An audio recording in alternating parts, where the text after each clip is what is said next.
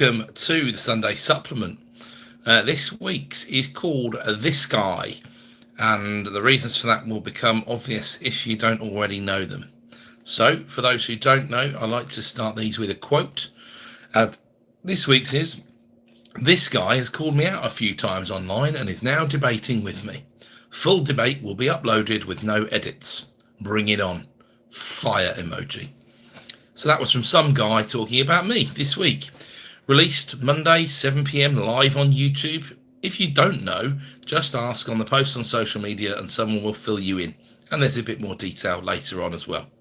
So before I get started in earnest, I just want to tell you about the next property business workshop, Tuesday the 1st of April, where the topic is due diligence. This will be an entire day on due diligence, which is back after popular demand and much expanded on our last due diligence workshop in 2024, where we also covered two major topics in the same day. Fresh content and ideas, and tickets are live at bit.ly/PBW and then a number 6. I'm also collaborating with a couple of others to deliver a course on finding deals and sourcing. So due to time constraints, we only run a maximum of 2 of these per year, and it may indeed be the only one for 2025. Alongside Daniel Kennedy and Nick Bond, I'll be there. This is Birmingham based, talking through, no holds barred, the methods we use on a daily basis to find a healthy stream of property deals, whether you're looking to buy them for yourself, become a property trader, or earn an extra income stream through sourcing for others. We run these because, as per any of the training I get involved in, we're actually doing this with 90+% of our time and talking about it with 10% of our time. And that's the right ratio in my view to get real world and up-to-date information. It's great value, very intensive over the 3 days, and as always packed with content. And there's more details at propertymatchmaker.uk/sourcing-solved. So welcome to the supplement. I can't believe we're already at the last Sunday in January. That's 4 supplements down and 48 to go. It's been fast. This week started with many lamenting or celebrating the return of the Mac, the Donald, back in the White House. I prefer to stay unemotional because it's a waste of energy, and I just remember the old mantra, worry about what you can control at times like this. This week's deep dive goes into the Hamptons December 2024 Lettings Index, which was published this week. Their stuff's always of interest, and something that really caught my eye on LinkedIn as well this week, the community rent model. I really think this will be of interest to supplement listeners. I hope so, anyway.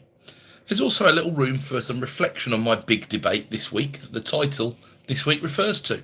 Don't worry, no spoilers. I've been assured that the release in its entirety is scheduled for Monday the 27th of Jan. If you do invest the time in watching it, make sure to let me know what you think. In the real-time slot, Chris and the Property Market Stats Show rolls again. We get to ask that question that we love to know the answer to. What is currently happening in the UK property market? Listings. Yowza.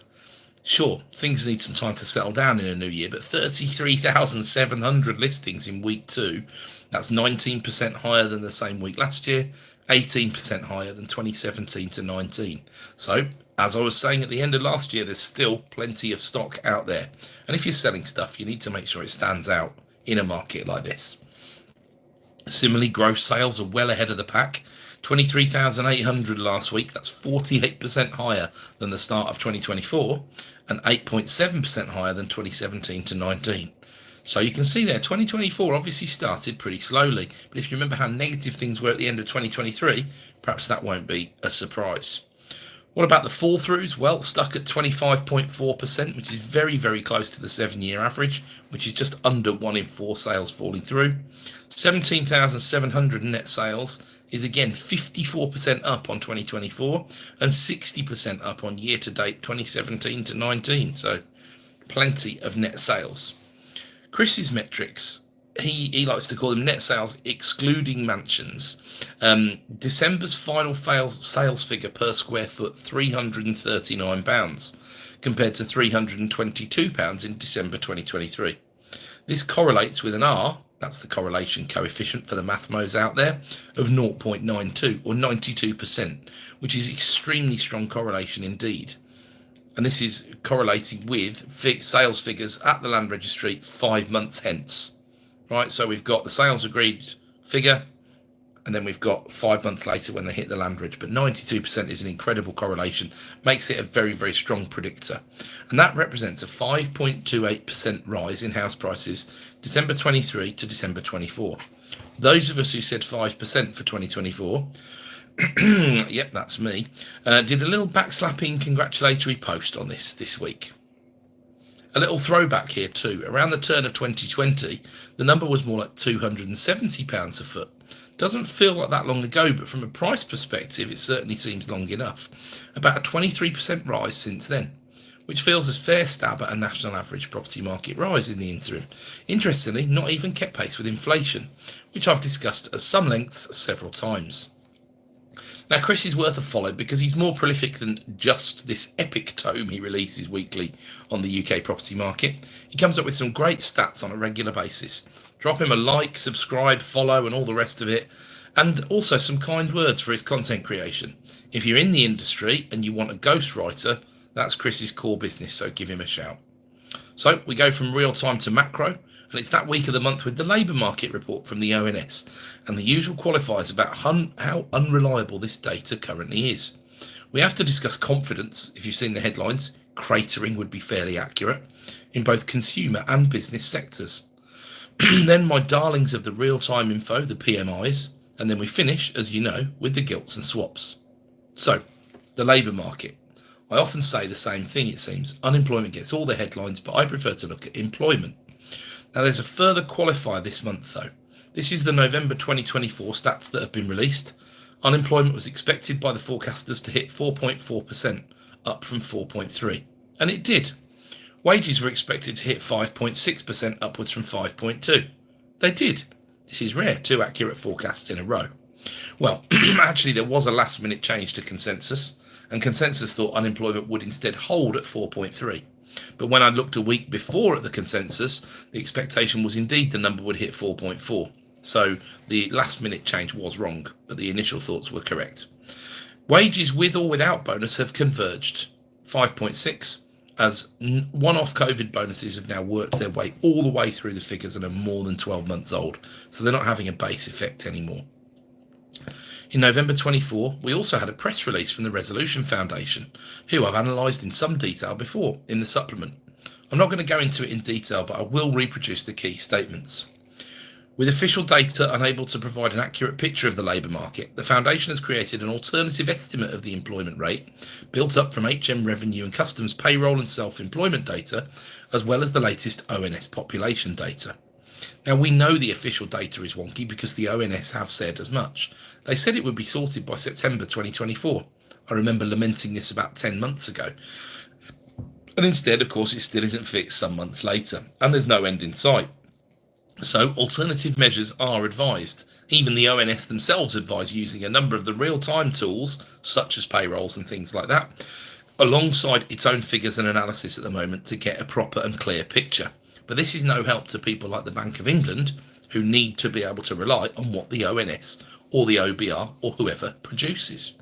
So, then the punchline. The Foundation's analysis suggests there could be 930,000 more people in employment than the latest official figures suggest. And the current 16 to 64 employment rate could be around 76%, as it was before the pandemic, rather than its official rate of around 75%. So that's more in work than being stated and fewer inactive. That doesn't say how much lower unemployment would be. You'd have to assume a chunk of that.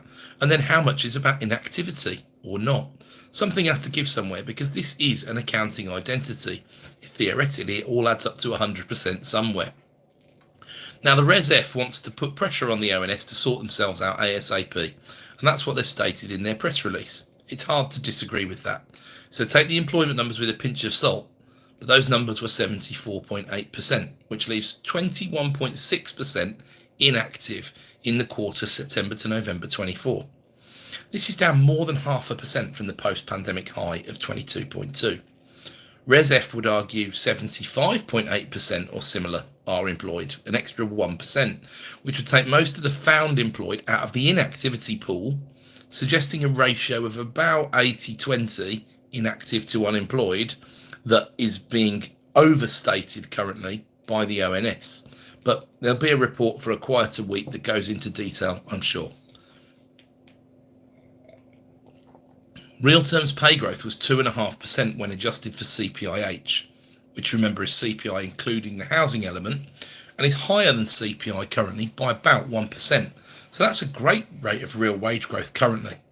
It's also an unsustainable one in an economy that isn't growing, but that's not a month-to-month issue, more of a quarter-to-quarter or year-to-year issue. It's far from the only unsustainable pattern in our economy at this time. 51,000 days were also lost to labour disputes across the UK.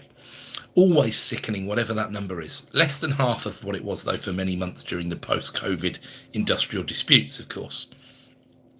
And job vacancies were down again. This is now a 2.5-year trend, and there were only 16,000 more vacancies than there were before the pandemic. Vacancies were down 24,000 in the final quarter of 2024.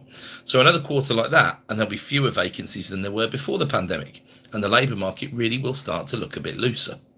As always, though, where does the trend end? It doesn't at the moment, with Rachel Reeves' budget still looming like the sword of Damocles over many businesses come April the 1st. There are now 1.9 unemployed people per vacancy, and it was nearly 1-to-1, that ratio, at one point. In the US at one point, there was only half a person per job vacancy at one point towards the end of the pandemic. So the drift is real. I've mooted a possible unemployment rate of 5% this year. But if Resolution Foundation are correct and the ONS sort the data out, I'm forecasting that based on the current ONS number. So I'm talking about a slippage of about 0.75% in unemployment from where we started the year. So my 5% could be wrong, but the difference could be right if the Resolution Foundation are correct and if we find out the real number by the end of the year. No one's holding their breath, right? Will it be sorted by the end of 2025? Side bets at your leisure, folks, but remember the maximum bet is 50p among friends. So what about confidence? Okay, that's the end of that section. Now, in seriousness, there are 3 measures that I often discuss and highlight. GfK's excellent consumer confidence survey is highly regarded. CBI's business optimism and industrial trend indices are also important data releases, but the GfK number trumps them for importance. The economic consensus is often wrong on the consumer confidence index, and this month was no different. The expectation was a very small drop from -17 to -18. So if you're not familiar with this index, I should say it's always negative. Pretty much very, very rarely does the consumer confidence index print above the waterline. Is that just because in the UK we're quite pessimistic as a nation? Possibly. But instead of it dropping from -17 to -18, it dropped to -22, which is a bit of a whomp, right? Lower than any point in 2024, which, as I said earlier on, started fairly miserably from a confidence point of view in the property market. But the Insights Director, in their overview, highlights a few things. A 5-point drop in the overall score. The views on the UK economy in the past 12 months have gone down significantly, worse than January 2024's reading, which, bear in mind, was thinking about 2023, which was a ropey year, and we just had 2 quarters in a row of negative growth. Although we didn't know about it yet, I suppose, because those figures do take a couple of months to come through. The general economy over the next 12 months, the expectation of that went down 8 points to a number far lower than 12 months ago. We were -21 in Jan 24, we're -34 in Jan 25, down from -26 in November and December. This is a serious decline. The saving index also shot up 9 points. These are really seriously volatile swings in this index compared to usual, and that's highlighted as an unwelcome sharp increase. Another sign that people see dark days ahead and are therefore thinking of putting money aside for safety. This is the self-fulfilling prophecy, because remember, economics is simple. You either save it, meaning you get income tax if you get any interest returns, if you get anything meaningful, or you spend it, meaning VAT, frictional taxes, profits that are taxed, jobs, etc., etc., etc. The circular flow of income, as it's known. So ever since I've reported on the GfK survey, which is a couple of years now, as I recall, this is the worst change I can remember in 1 month. I was not regularly reporting on it back in, say, October 2022. I know, here we go, as usual, the lettuce off to the salad shredder, but it is safe to say this is the biggest decay since then. I wouldn't expect January retail figures to look particularly good at this rate. I do feel obligated to note the survey period here though, January the 2nd to January the 16th. The gilt wobble peak was 13-14 and the climb started Jan the 6th, which is the first real day of work of 2025 for many.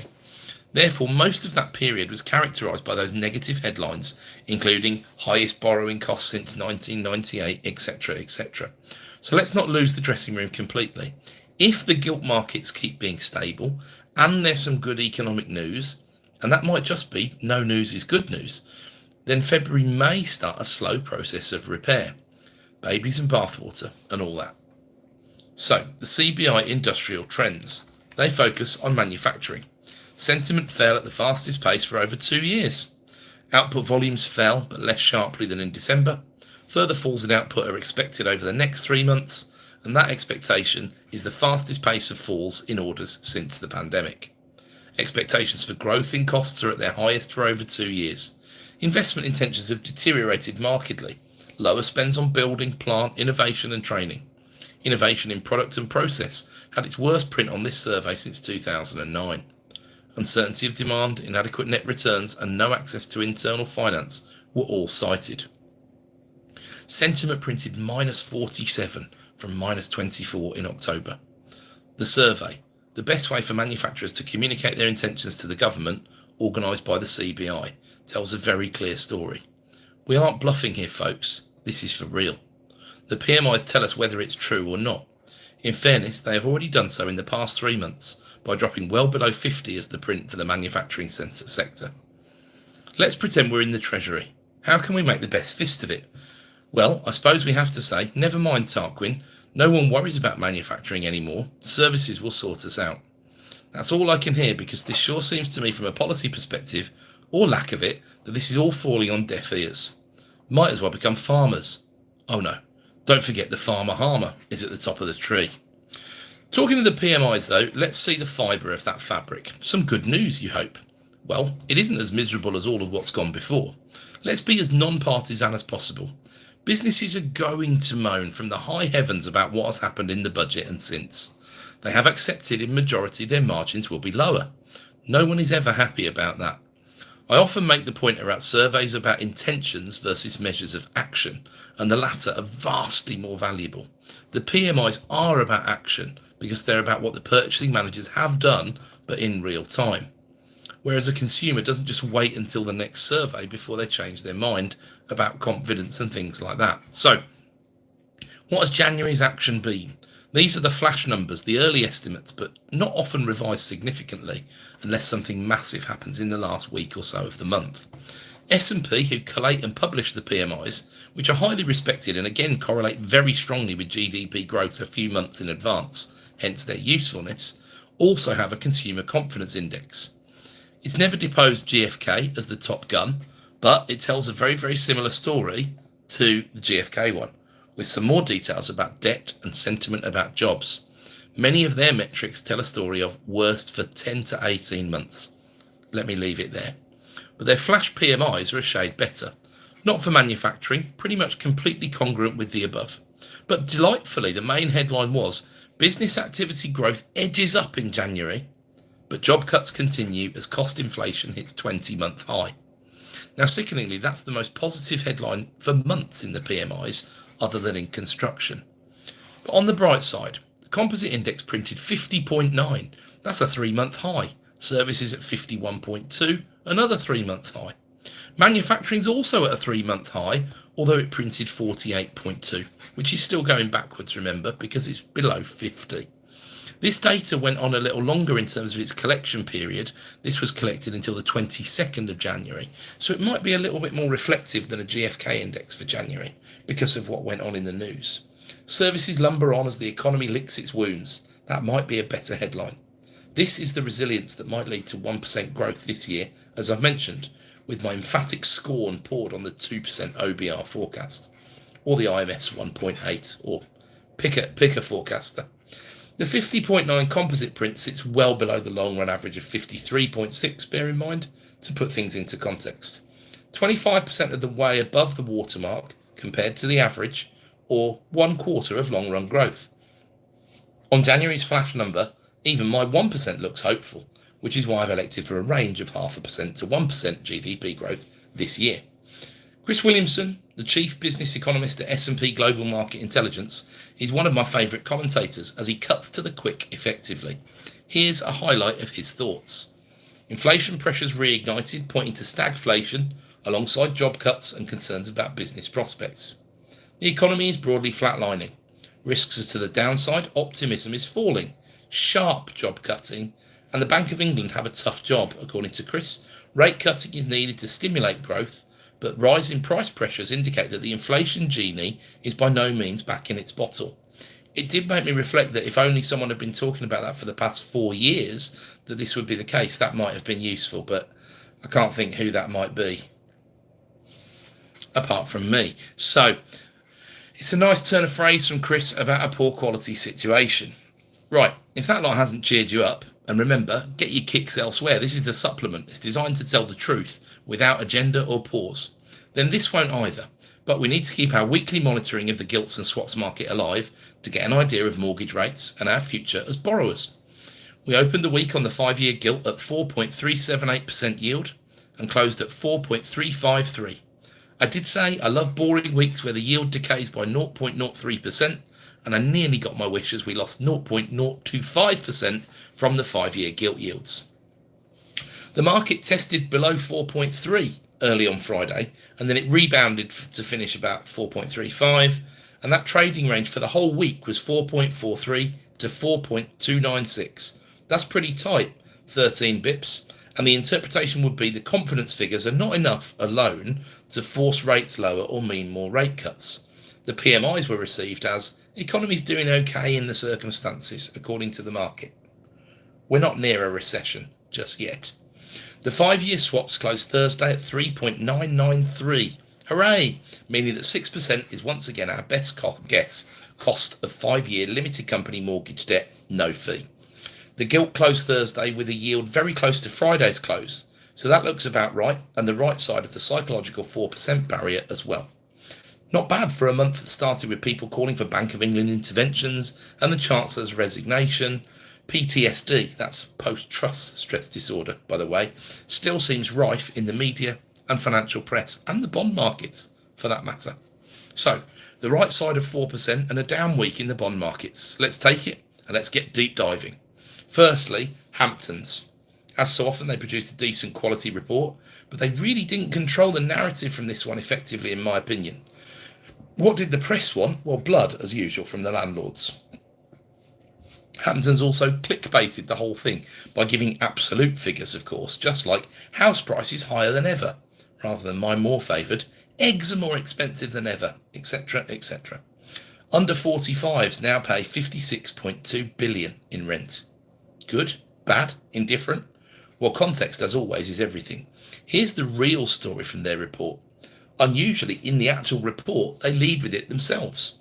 For most of the past decade, the growth in the private rental sector has been from older renters who didn't purchase a home in their 20s or 30s. From the English Housing Survey, they draw the conclusion that renters aged 45 plus went from 1.43 million to 1.77 million, or grew by 24%. Now, with no context on the actual underlying population growth, which out of interest I looked up during that time, was about 6.75%. So still, even if we normalise that figure for population growth, it would still be growth nearly 4 times more than the wider population grew. So still very significant statistically. But I do like to try and do a complete job, as you may know by now. The number of households under 45 renting fell by 1%. So again, adjust for population, and they fell by much more than that. And that's over that same time period. However, the entire expansion in the sector between 22-23 and 23-24, which was far smaller than the expansion needed, please note, for the extra population growth, has been fueled by under 45s, and Hamptons choose to blame the withdrawal of Help to Buy for this. They also blame the withdrawal of Help to Buy for the extra rent paid, rather than the rent increases or the interest rate increase, which would be much more realistic reason for the huge rent increases that there have been. Now, They say rent's up 3.5 billion in that segment to 56.2 billion. That's an increase of 6.6%. Now, that's lower than the rent increase rates reported by the ONS for the year, for example. But again, no context is given to this. The share of rent paid going up makes a different point, however. Could the point instead be that the vast majority of migrants are under 45 and tend to rent property, as I've talked about in the past? And the year in question saw a very large increase in net migration. I think it's a bit silly to try and lay the blame squarely at the door of the withdrawal of Help to Buy, but of course, perhaps Hamptons are just talking their own book, and who can blame them? Why are they doing research after all? They're trying to achieve something, aren't they? And in that one, they're trying to achieve influencing government policy. But the equivalence that they draw is so weak, I just don't see how that will help, to be honest with you. But the remainder of the points in the report don't really correlate with what we've seen in real time. Slower rental growth, a limited rise in the number of tenants. Well, perhaps that is true because the properties weren't there to house them, I suppose. And rents only went up to 85.4 billion total, which is up 2.8 billion year on year. Now remember, we're only talking about the year to March 2024 here, because that's how far behind the English Housing Survey is. That sees total rent paid only up 3.4%, which I think is highly unlikely, and the ONS and Dataloft would certainly disagree. But it's possible, of course, because ultimately it can still, rent could go up by that total percentage, but it could be that the sale of PRS stock is much more commonplace in the south, where rents are higher. Yeah, and it could be that, 1 and 2 property landlords that have moved out of homes they used to own are particularly low yielding, and high interest rates put pressure much more on more expensive properties because they have bigger mortgages and lower yields as a general rule. So it is possible for all this to coexist, but again, there's no real detail given around that in Hamptons. It just looks a bit strange and stark when it sees rent up 3.4% and it's not mentioned with any context. Now, Hamptons don't disclose their own source data, but it does strike me a bit as a question mark over their effectiveness or accuracy, potentially. In the same report, next paragraph, they quote rental growth on their own figures as at December, from December 23 to 24, at 10.2%. Awkward. Still, Hamptons now have average GB rents at 1,367 per month. That's up 2% year on year, which is around down there with the home let figures, but about half of the Rightmove and Zoopla figures for rents. And remember, they're always talking about new rents, because that's the only data that they have, not as comprehensive as Dataloft and the ONS. So, I feel more underwhelmed by this report than any of the Hampton ones I've ever analysed before. But again, I'm not going to throw the baby out with the bathwater on them. I'll give them a fair crack of the whip in the future. There's one more direct quote from the report which I thought I would share, although it's a small sample. While new purchases by landlords held up in December, early signs in January suggest the new 5% stamp duty surcharge is starting to bite, which could fuel more rental growth in the coming months.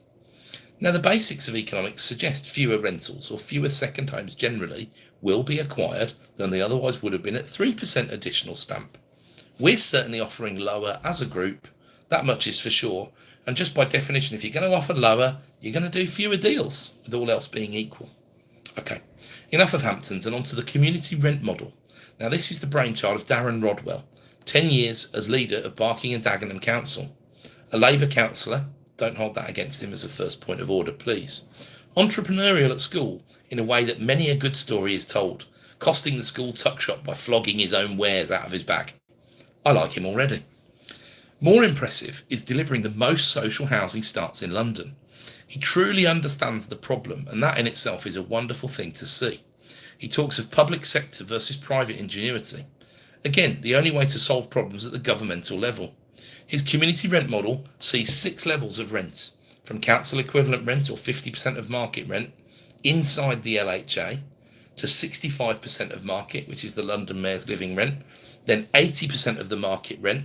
Now remember, this is the intermediate or the definition of affordable rent. Remember, 80% of market.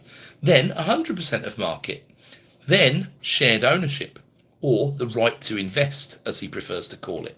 So you've got this wonderful sort of six-tier system. So 3 times as good as 2-tier Kia. Sorry, couldn't resist, Darren. Sorry. But yeah, it does sound like a nice blended approach that has a levels of complexity, but definitely sounds doable and achievable. So you have basically a stepped rent depending on the household's income.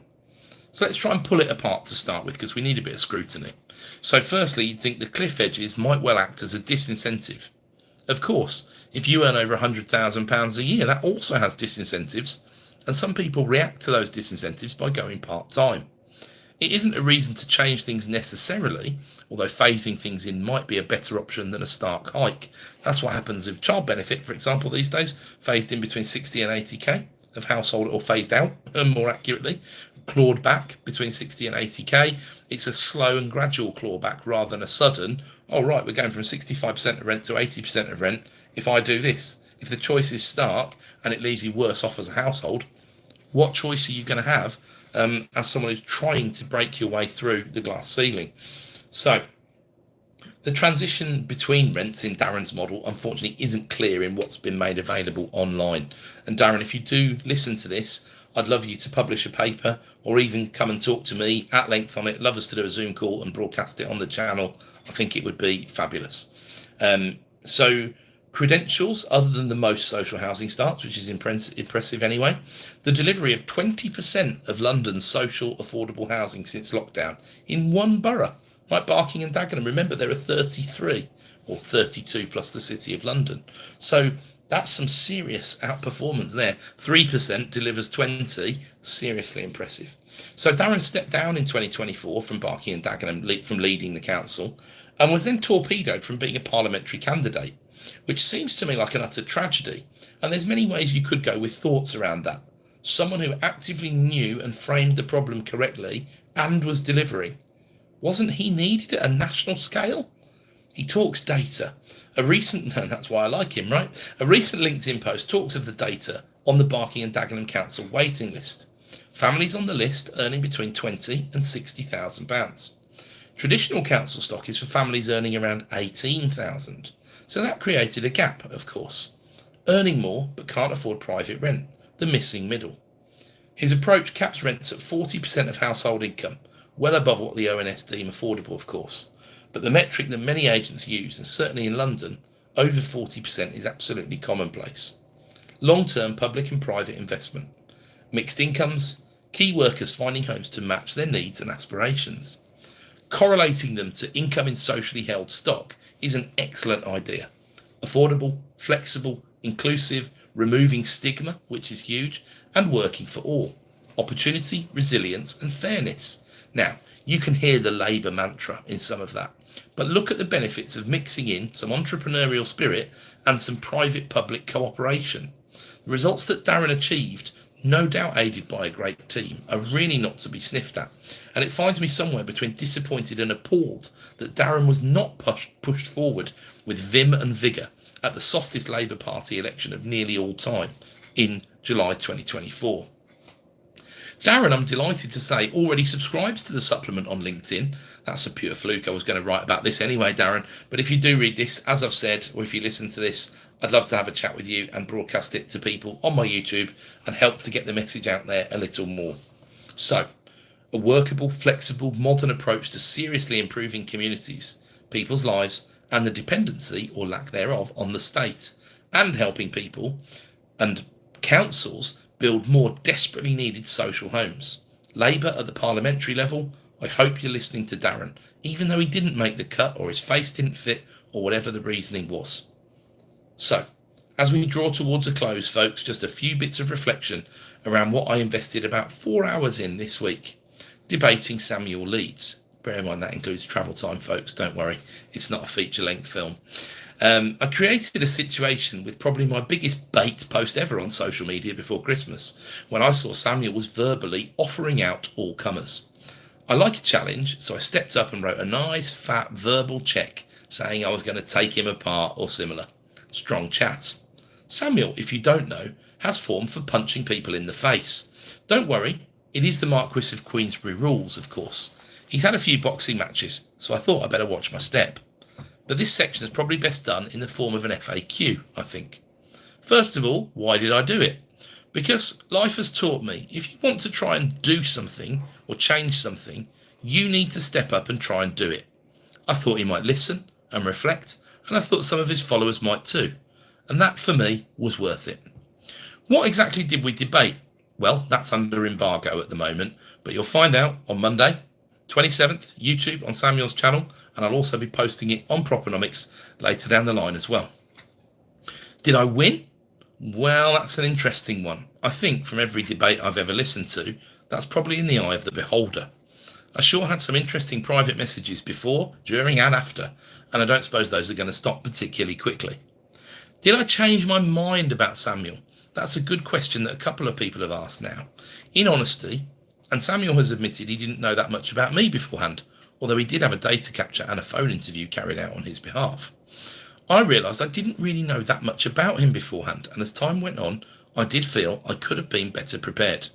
I like learning, as regular listeners here will attest to. Did I get what I wanted out of it? Now listen, there were boundaries. There has to be, unless you go full Joe Rogan. I'm not sure if Samuel is planning to do that in the recent future, although one of his boxing scalps, Rob Moore, is already having a go at that. I had a go. I did my best. That's my mantra, really. Would I do it again? Absolutely. Did I make Samuel think? I hope so. He will say, I'm sure, well, perhaps he'll even listen to this. Who knows? Did I upset a few people by doing it? It seems so. This perhaps leads me to believe that it probably was the right thing to do, because you don't upset a few, you haven't done anything worthwhile. The caravan will roll on, folks, don't worry. I hope you do give it a watch and also give me your honest feedback. I'll enjoy reading it all and I'll reply to whatever I can within reason. So as I do draw to a close for the week, I'm just going to take the opportunity once again to remind you of the sourcing course I'm going to be delivering 21 to 23 March alongside Daniel Kennedy and Nick Bond. All sausage, very little sizzle, real-time examples of how we find deals on a daily and weekly basis, an experience of many tens of thousands of deals analysed to lead to over 1,000 deals being done between all of us. There's a reason why we call it Sourcing Solved, because that's what we're aiming to do. So the information and tickets at propertymatchmaker.uk/sourcing-solved. And remember to save that date on the 1st of April for the next Property Business Workshop 2. Due diligence, the most comprehensive day on DD that will ever have been delivered in the property space. And that's a guarantee from me. So as always, please remember to keep calm, always listen to the supplement and carry on. Well, all this noise around chancellors, bond yields, TikTok being bought by Mr. Beast, I hope, and goodness knows what else roars around us. Until next week, folks, thank you.